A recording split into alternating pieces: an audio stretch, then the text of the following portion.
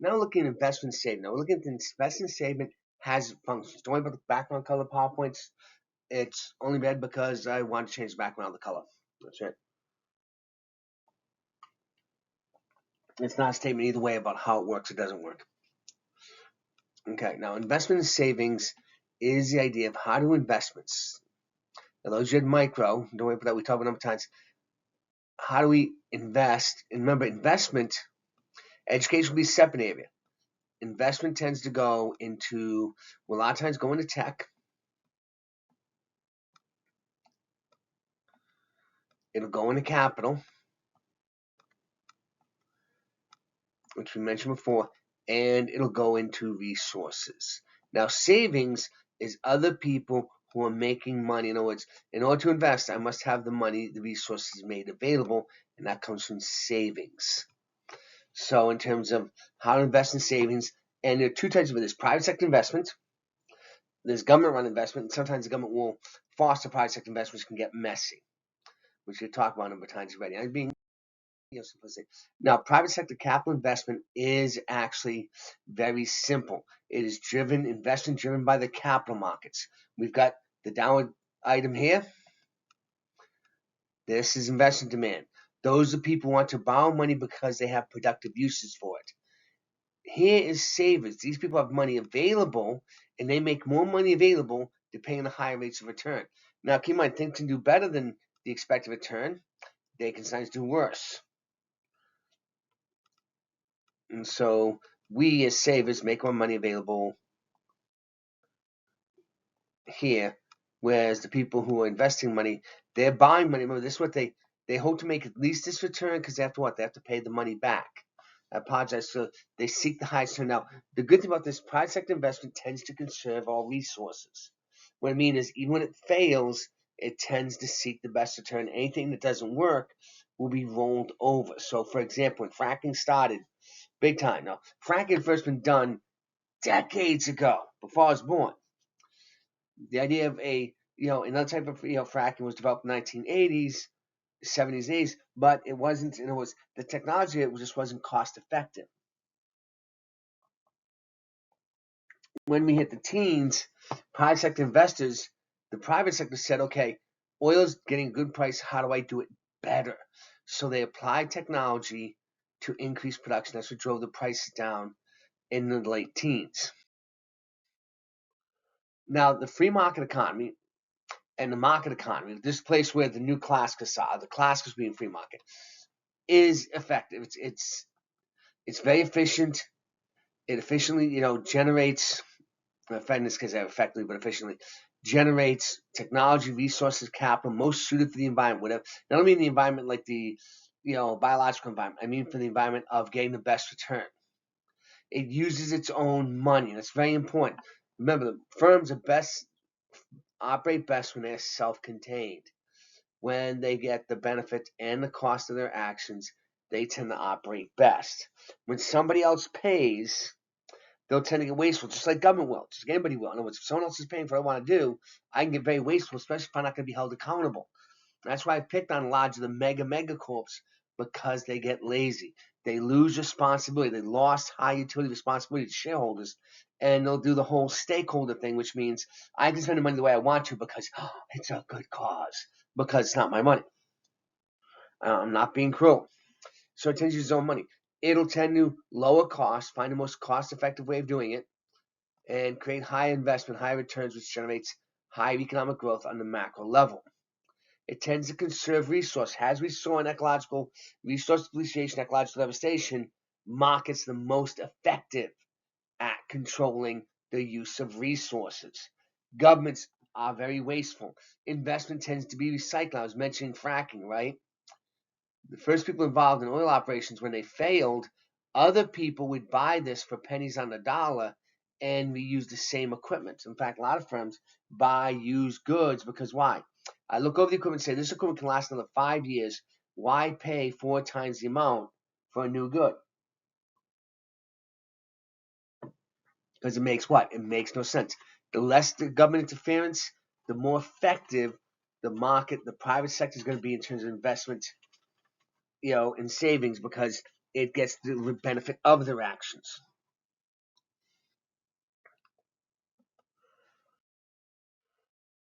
I mentioned already the fracking boom had caused a 50% fall in gas price and made the United States a net exporter of oil for the first time since before I was born. To give you an idea, that was technological innovation. That was invented. It's all driven by the private sector. The government sector was just effective in driving up the cost of gasoline, and so we saw a drop in natural gas prices. And the funny thing is, natural gas prices again went down.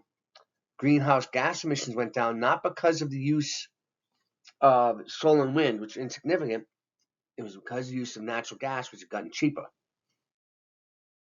The private sector will find, especially driven through the market, will find the most effective rate of return. The most in that gives you the most bang for the buck.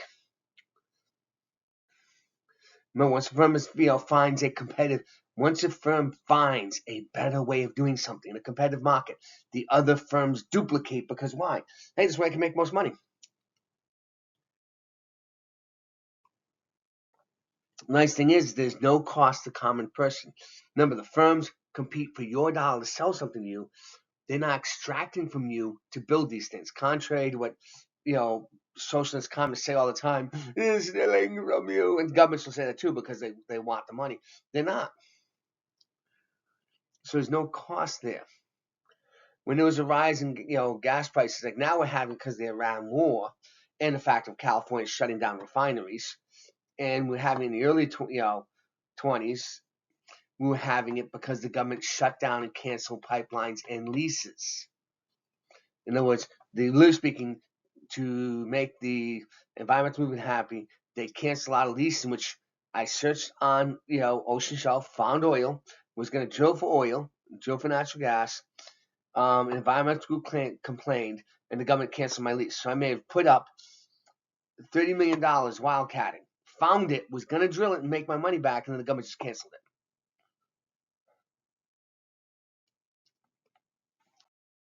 So that's government. Now, to reward innovation, the big thing we always want, and those of you Mike went over this, but I said is patents.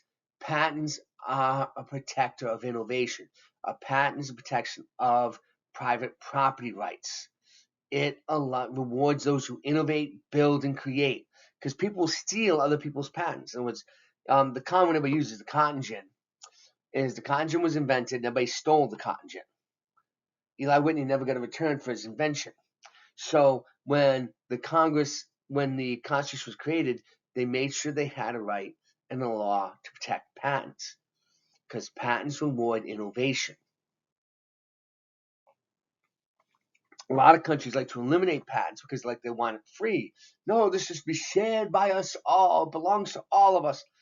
But then nobody innovates unless the government writes checks. If the government's writing a check, I waste money like there's no tomorrow, because why? As long as I'm doing the research, the government writes me a check. A patent, private sector says, what is yours cannot be taken from you. Now, a patent, people say, that means they can be exploiting. No. Remember, a patent does not eliminate the other way of doing things. So if this is the 19th century and I invented a better steam engine, it doesn't invalidate every other steam engine. In fact, my steam engine is only good as long as it what? Lowers the cost, increases the productivity, people buy it. I have my patent to my steam engine, no one else can steal it. It doesn't invalidate everybody else's steam engine designs. It just protects as mine is mine. If someone else uses it, they have to pay for it. Same thing for computer chips. Same thing for any innovation. There are always other ways of doing things, and those other ways act as a check. That's why when you protect patents, contrary, you have a lot of people say, "Oh, people will be exploited." They tend to drive down. Let's see this. I know it's a tough thing on this one. They tend to drive down the prices. They tend to lower the prices of goods, because the fact that the only people buy stuff made under the patent is it's a cheaper, better good, preferably both, which means the consumer's winning. There you go. Because if I'm just trying, I got a patent, I'm a monopoly, I can drop the price. You can, but there are other ways of doing it. It doesn't invalidate every other way of making something.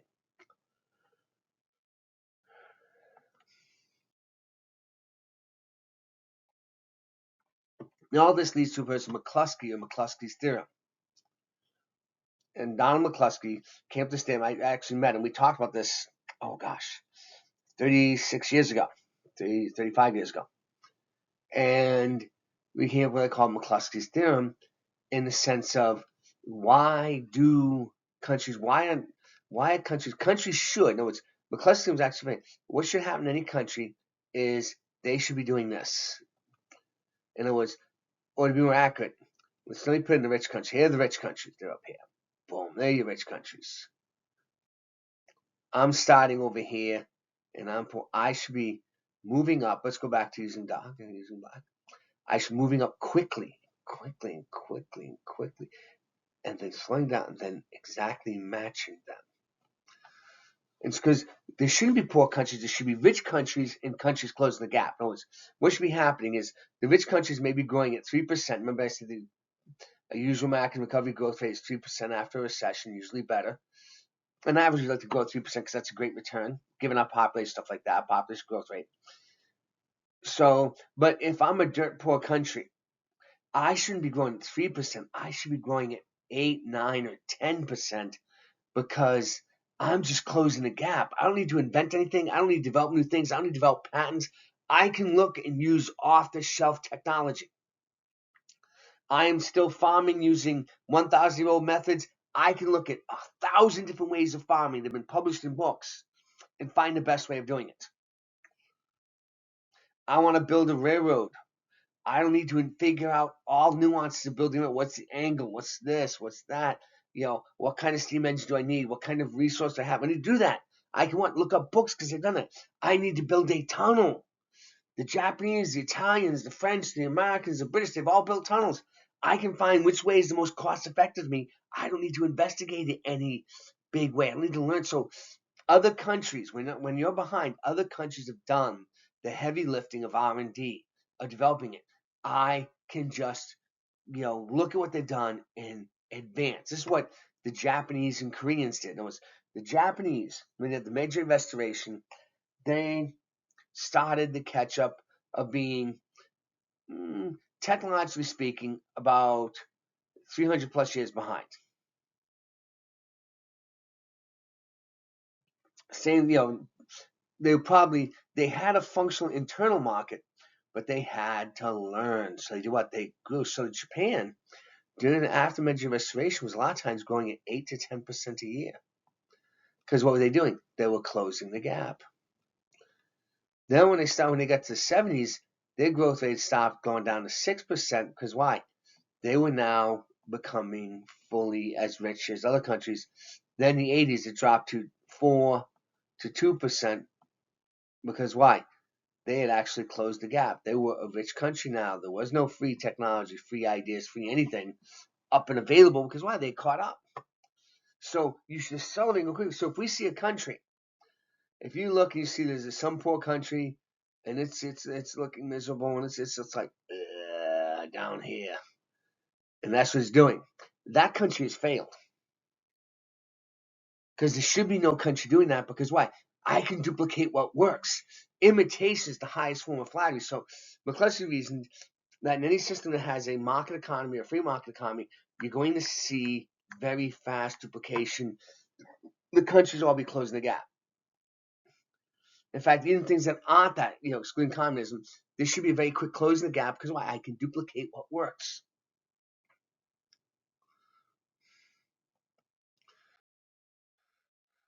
Again, these are things you need to build tunnels, stuff like that. It's all been done. Germany and the United States followed the UK. It was the UK. They were the first one to develop electricity.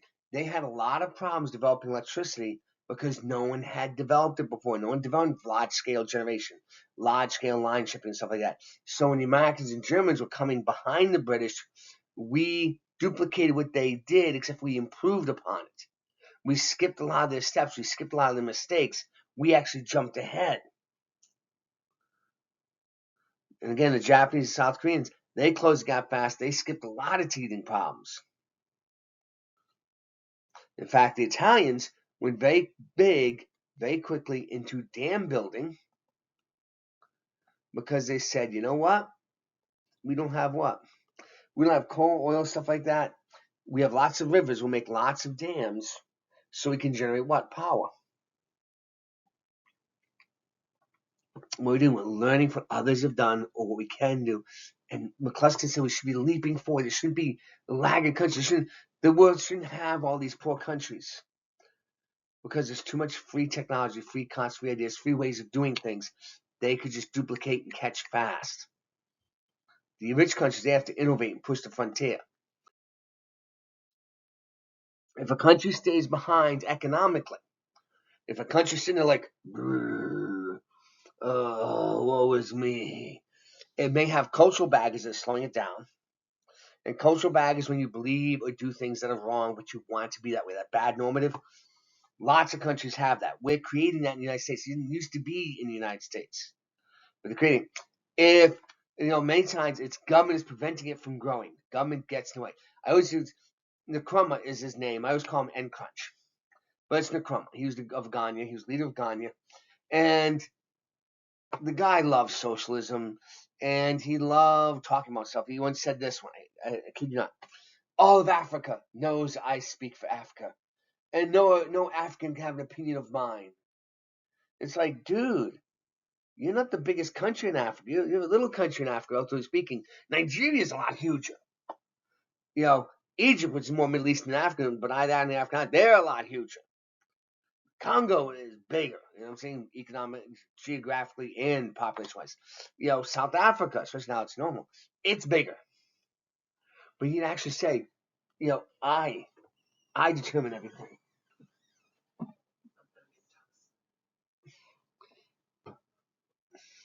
What's up, son? How many times? Oh, sorry. My oldest son is just interrupting because my daughter needs some Tums. Okay. Now, back on to terrorizing you guys. Great.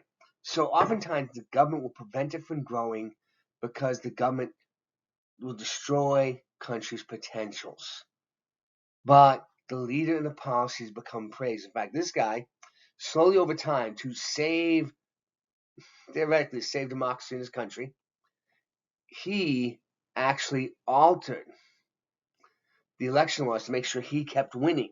Because if they lost, they'd all fail. He can't lose. And so he introduced more corruption that didn't exist in the country because he wanted to keep power for himself. A very horrible thing.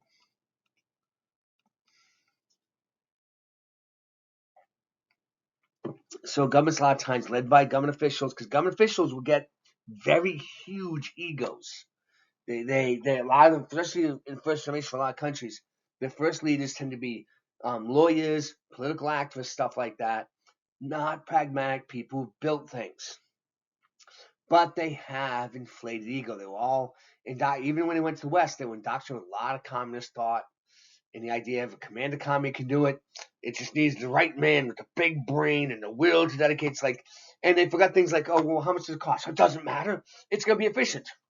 Well, calling something efficient doesn't make it efficient. And if you're spending somebody else's money, they don't care. And I'm not being cruel. But worse, the government will destroy a lot of countries' potentials, but then it becomes part of what the country is. In other words, the leaders and the policies are praised and become part of their national identity. In other words, my cultural identity, my thing of being Ghanaian or being American or being German or being Russian or whatever is attached to what the leader did, but the leader failed. But his policies are said to be part of what your country is. This is the difficulty after communism fell in the Soviet Union. This is the difficulty they had is they couldn't blame anybody else for communism. They did it to themselves, and they couldn't let it go.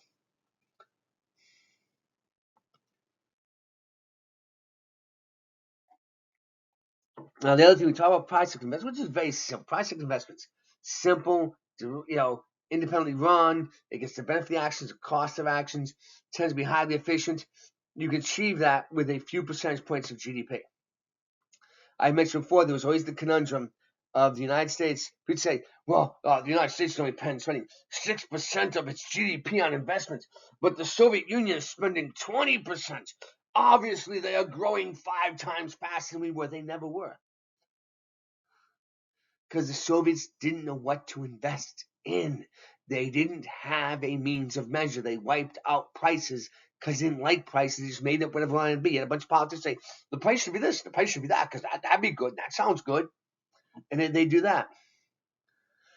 So when you get to manage the socialist economy, the government on paper can see the big picture and hopefully direct large-scale investment to achieve the highest level of growth. That's the idea. The question that's come with this, are the politicians capable of making those decisions? I'm going to use President Biden here. My message to everyone is struggling is help is on the way. Okay, there you go. Well, I'm gonna help. I'm a firm, whatever. I'm gonna get free money for doing something. Go back to one I picked on, which we go back when we do banking, which is gonna be the next, money banks is gonna be the next series of sets after this one. We'd have the help is on the way. You had the bailout of the Silicon Valley Bank. Okay, why was it bailed out? It failed. Well, they knew it was going to get bailed out.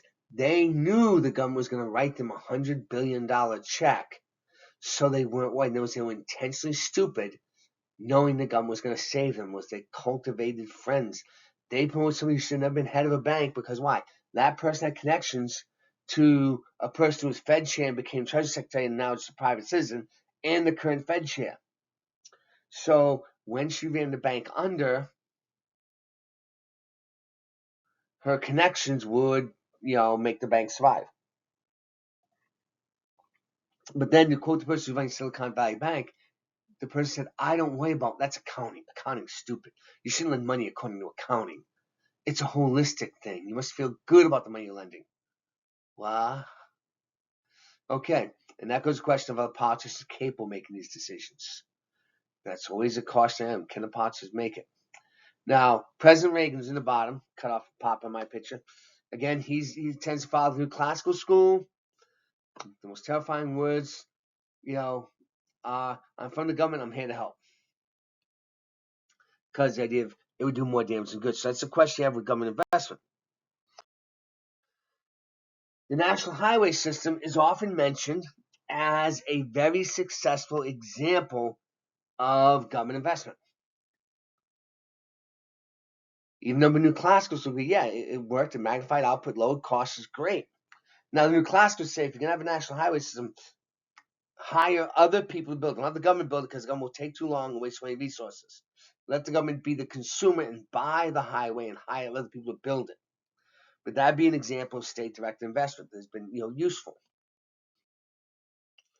Now, new classicals will always see government on a more questionable side because of its limitations and because somebody else pays and has no way of measuring. I'm not being, cruel here. Yes, why this cartoon here? I'm from the government. I'm here to help. In fact, in Britain's doing this one. Britain has a rash of crime, particularly from the immigrant community, from a few countries. It was not all the immigrant community. In other words, if you're a Pole or a German or a Spanish or American, if you go into Britain, your crime rate's no different from the native British. You're fine. If from a few other countries, Afghanistan and Somalia being the two of the bigger ones, and Sudan too, when they immigrate to Britain, they are inflict immense levels of crime. The British government is actually going to pass a law saying online things should be screened for people mentioning immigrants are doing crimes. Okay, in other words, they're not going to try to solve the immigrants doing crimes. They're just going to ban people talking, because if we make it go away, if we say, not listening, it'll all go away. The government can do stuff like that. That's stupid. The government has free speech. And we talked about before, a lot of times the government gets rid of free speech because it doesn't want the consequence of dealing with the, I know my hair's still shaggy. I'm going to haircut it. The consequence, if you usually have a nice short and military style, I like it by that way. The consequence of free speech, so they eliminate. But once you eliminate free speech, you can't tell what works and doesn't work. You can't discuss. You can't figure out. But this is very devastating for government investment, because remember, government investment is trying to make the population better off, but it has its answer ready, and so you're stuck there. Okay, issues of government directed investment. I tend to call these issues things where, does the government have a history of doing it well? Through the establishment, the long term of doing something, the government has figured out how to do something well. It has figured out a better way of doing something is figure out a more efficient way, not the most efficient way, because we've learned over the decades, over the centuries, on how to do something. And oftentimes, cultural patterns may make up for no natural efficiency. For decades until the 21st century, the German government was massively efficient because that's what Germans do. The German cultural pattern was to be efficient, control costs, get the most bang for the buck, face what reality is, and don't ignore it. That was the Germans. In terms of that, that's the way they tend to establish a pattern. The natural urge of government and the wanting to misuse government, and the government not wanting to be held accountable for their failings because they didn't like that. The Germans have lost a lot of that, particularly on the governmental level. They will say something. The Germans would have said 50 years ago, add this up, add that up. This is going to cost that much. So, 50 years ago, the Germans never would have been buying electric buses or electric fire trucks because what? They cost too much, 3 times as much as a non-electric bus. They don't last as long. You have to replace those between 50 and 70,000 miles if you're lucky, whereas a diesel bus can go 250,000 miles. Which means I'm replacing them almost 4 times as often. So not only does it cost twice as much or more, I have to buy 4 times as many in a given lifespan of a bus, which means that's what? Waste. The Germans never done that. They've done it a lot now because they'll just say, it's efficient. It's efficient. Well, if I'm paying twice as much for a truck, and I need 4 of them to do the same level of work a truck of the previous version of truck used to do, then it's not more efficient. And that is a difficulty. Does the government have a solid objective? NASA going to the moon. Let's see. What do I want to do? I want to land the moon. Yay. There we go. Lunar lander. Want the guy to pop out. Want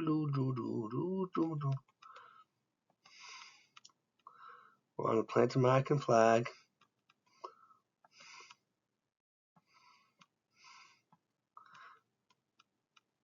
I know, it's kind of weak, but hey.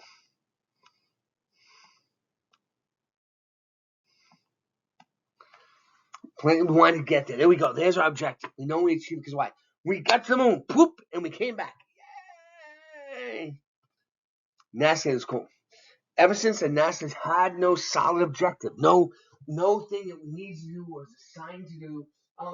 Various innocuous, non-definable things NASA wants to do, but nothing established, nothing measurable.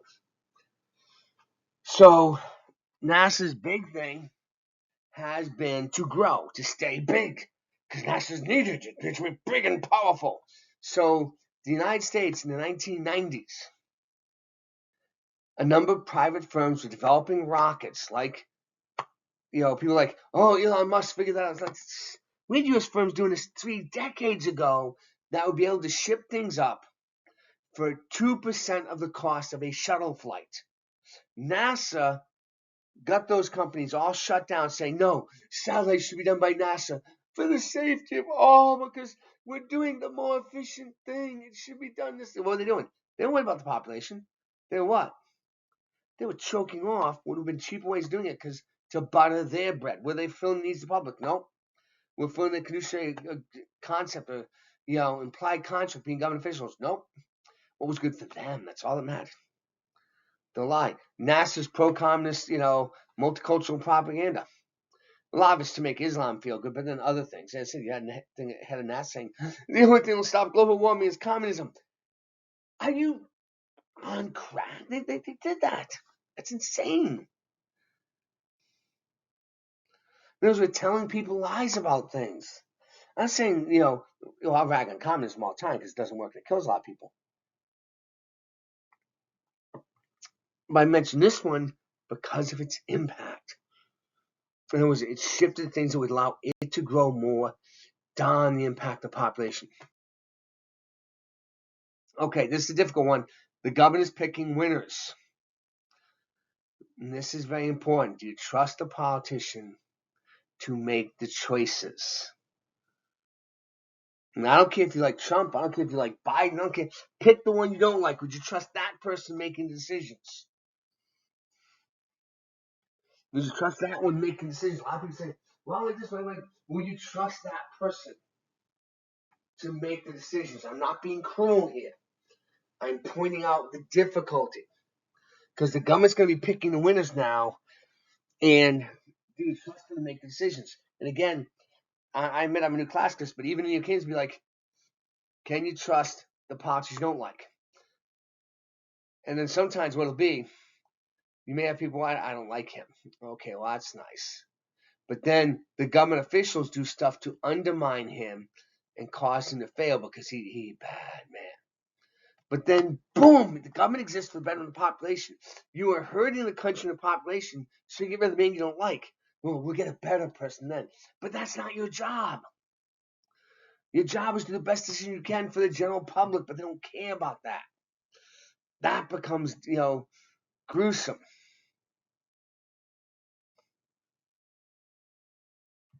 It costs money. Anything the government does costs money. The government does not have free money. The government must extract it from the taxpayers. See, private sector, they give you the money willingly. The government, I have to go and mug people and take money from them to do this project. And the fact that it costs money is often discounted by people. Because the government's transferring resources from the private sector, which is very efficient, to the government, which is inefficient by nature. And if we're doing that, a lot of times the intellectuals will be like, no, it is a vision, it is a great thing, it is a good thing. When they did the Big Dig, this is Boston, Massachusetts, they did Big Dig. The only thing the Big Dig did that was expansion was adding another tunnel under Boston Harbor to relieve pressure going to the airport. That was the big thing they did. The Big Dig was supposed to cost $2 million. It ended up costing over $23 million.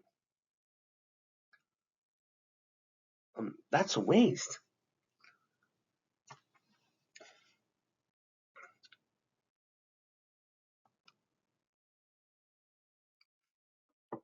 Everything becomes investments. This is something that not just as a new classicist, has a neo-Keynesian. I would, in fact, as an economist, I detest it when government officials do this because they intentionally obscure what is being done. In other words, when the government is investing money in some project, we're building the national highway system, or yes, where the government going to be building a dam or something like that. I want explicitly to know, yes, this is going to do that. It's going to. I need it labeled.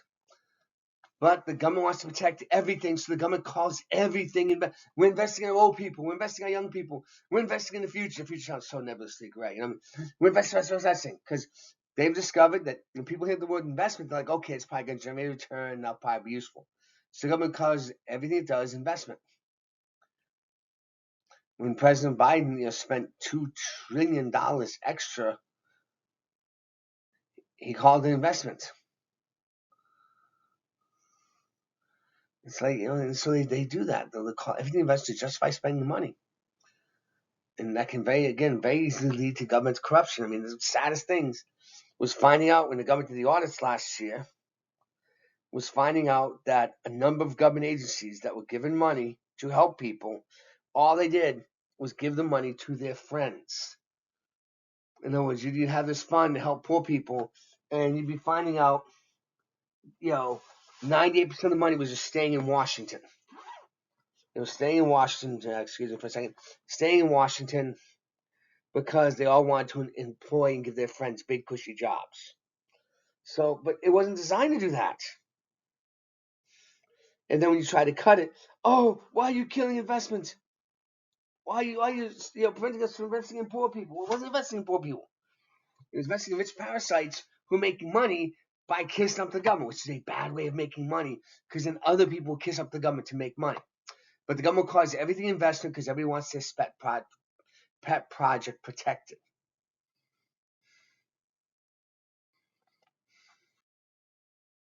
Corruption. Now we're going to get to corruption in greater detail. Actually, this is hang on. But corruption is brutal. When the government starts playing favoritism, when the government starts catching corruption, stuff like that, These things are brutal. This is a Pakistani cartoon on corruption. When I picked on, the people misusing all those funds, watch, that's corruption. I may not be bribing the president with it making, but he's making a lot of his other buddies have money, have high incomes when they aren't doing anything for it. And so corruption achieves nothing. Straight parasitical draining. I pick on Hunter Biden. Hunter Biden's a millionaire several times over. How? He has several dozen addictions. In fact, he was given, a head job with a Ukrainian energy company when he didn't speak Ukrainian, knew nothing about energy. How in the world did he get hired for that? He's the vice president of the United States' son. So you're being paid $100,000 a year, $100,000 a month by this energy firm. In fact, there's tapes of Vice President Biden going, and I told them, the Ukrainian government, you better fire this prosecutor who's investigating the company Hunter Biden's working for, because they were being investigated because they may have been engaged in bribes, kickbacks, stuff like that. You shut down an investigator, and if you don't, you're not getting one dime from the United States. Because the president of the United States was engaging to a certain degree in a type of corruption. When, I pick on Hunter Biden because it's just kind of easy. He sold artworks in the United States while I was the president's son for $500K. No one can see what they are because, we're not going to tell you who bought it or what it was because that we're protecting the integrity of the process. I don't think you're preventing corruption by doing that. You're allowing corruption. And again, this kind of corruption goes back to political moral corruption. I remember I talked about the British government banning discussions of rape gangs. Banning discussions of, no, it's doing nothing to stop the people raping women or killing people on the street, stuff like that. No, they don't care about that. They just don't want the common British to get upset about that.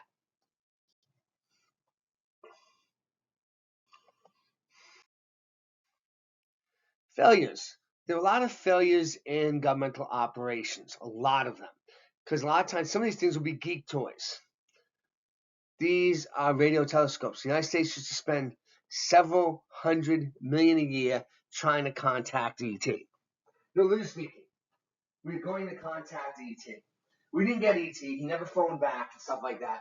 We spent between a total of decades, billions of dollars trying to do that. Why are we doing it? There's no separate term. Those are geek toys. I call them geek toys because things geek wants are far more expensive than normal people want. And I'm not picking on geeks. They put a giant telescope, 2 different telescopes in orbit in the last 3 decades. Each one costs several $1 billion. What does it do for us? It takes really cool pictures. Okay. Did it add anything to our productivity? Nope. Did it add anything to our growth? Nope. The people who are feeding us system, they did well. Yep. But that meant the rest of us got hurt. Because why? It didn't produce anything. The bridge to nowhere, which I mentioned before, I'll mention here.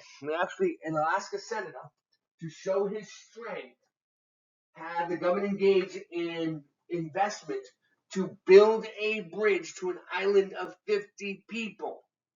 The U.S. government spent $250 million building a bridge to this island that 50 people lived on. I mean, heck, you could have done what? You could have given each person on the island $1 million. They would have been better off because why? They each got $1 million. And we would have saved $200 million. That would have been more effective. Do you know that little island with 50 people already had an airport? Not a giant international airport, a little puppet.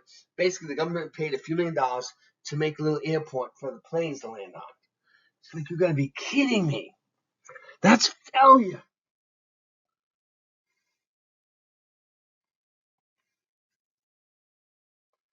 Southern Italy, West Italy, they built roads to go nowhere. I remember driving through Connecticut. Down, it's like 84 goes to 384. 384 gets to the border of Rhode Island and stops. It disappears. You get a highway that goes and ends in the middle of bleaking nowhere. But that's waste. We got a highway in West Virginia that it winds in the middle of the mountains, going halfway through and stops.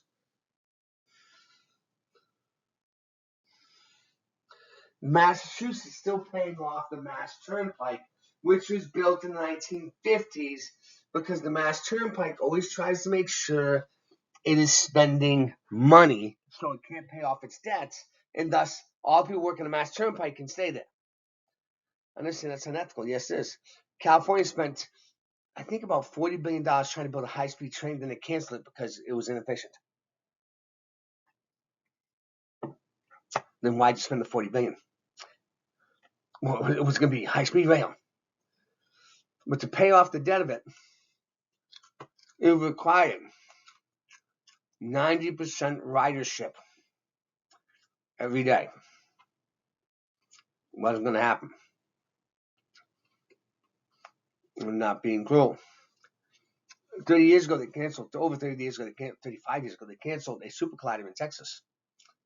And some find it amazing, saying, "This is some secret government project." No, you idiot. In other words, we're going to build a 100-mile-long super collider. It will tell us the secrets of the universe. What it's going to do, create more growth, more productivity, higher efficiency, stuff like that. We don't know, but we'll learn the universe. We're spending billions on this thing. They eventually canceled it, and people have been in Texas and found remains of this, saying, "Oh, it's some secret government plot. The aliens came." No, you idiot. That's a super collider.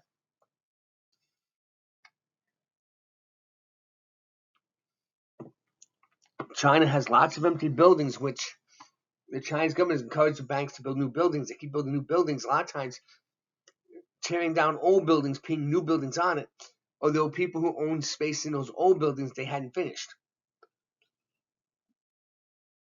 And so, why are they doing that? To theoretically spur growth. And so these are the difficulties of having the government. I know it's a short section, so I apologize, but it's there. Thank you.